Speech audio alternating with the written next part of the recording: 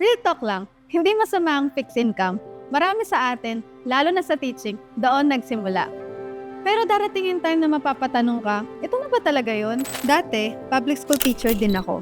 May trabaho, may sweldo, pero aminin natin, minsan kulang pa rin. Hindi dahil maluho tayo, kung hindi dahil marami tayong responsibilidad. Bills, utang, pamilya.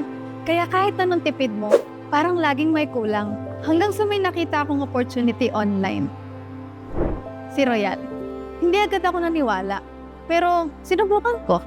Part-time lang, after work, and from there, unti-unting may nagbago. Natutunan kong humarap sa tao, nagkaroon ako ng lakas ng loob mangarap ulit. At doon ko na-realize, hindi pala ako limitado sa kung anong meron ako dati. After 2 years doing it part-time, umalis ako ng DepEd at tinuloy dito ang bigger purpose ko.